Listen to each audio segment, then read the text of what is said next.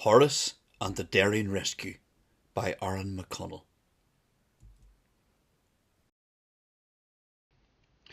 It was very early in the morning when the phone rang in the very nice house of Horace and Doris. Horace jumped up in bed and shouted, "By Jove, who is calling on the telephone at this time in the morning?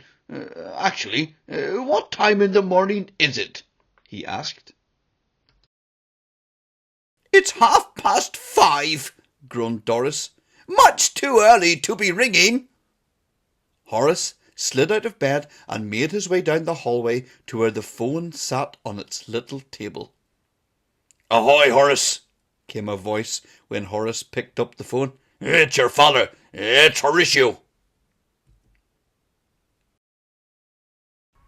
"Horace, old chap, I'm in a bit of a fix," muttered Horatio. "Father," said Horace, "it's jolly early, old fellow. Whatever's the matter?" "I find my way on top of a lighthouse, and I can't seem to find my way back down," said Horatio. "Jolly bad job," replied Horace. "How did you end up in such a predicament, old pancake?" "A seagull was spying on me, you see, and I climbed up to catch the scoundrel. Now I'm stuck," said Horatio. "Can you come and rescue me, old fiddlesnicker?" "Don't worry, father. I'll work something out, and I'll be there in a jiffy. You sit tight, my old didgeridoo." "What are you going to do?" asked Doris, who heard the entire conversation from her bed. "There's only one thing for it, Doris dear. Time to dust off old Martha." "Not old Martha!"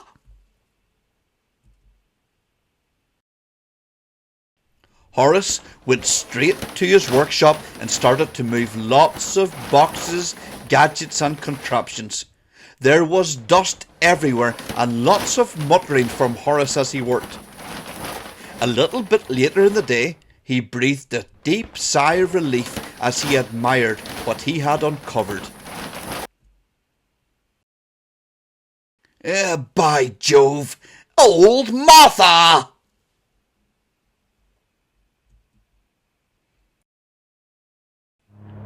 Horace took to the sky in old Martha with an almighty roar. Doris waved at him as he zoomed overhead on his way to the lighthouse.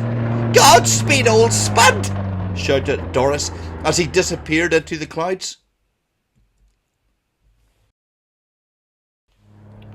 Horatio saw the bright yellow of old Martha come speeding through the blue morning sky.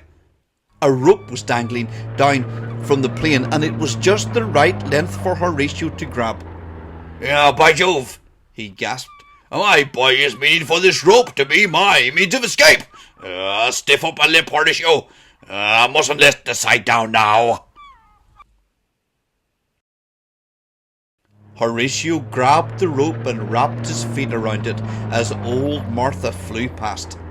He was swept off the lighthouse roof and high into the air. "Hold on tightly, old spot," shouted Horace from the cockpit.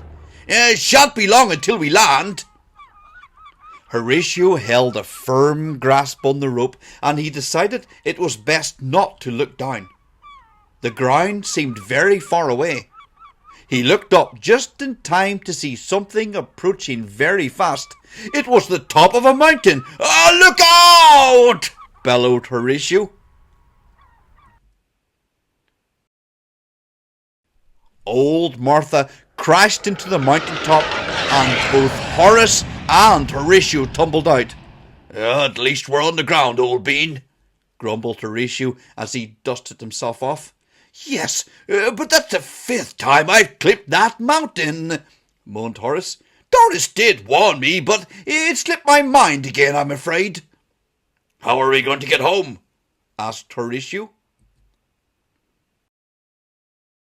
Just then they heard the loud beep-beep of a car horn. "Jiminy jeepers, it's Doris!" cried Horace. "Hello, old chaps.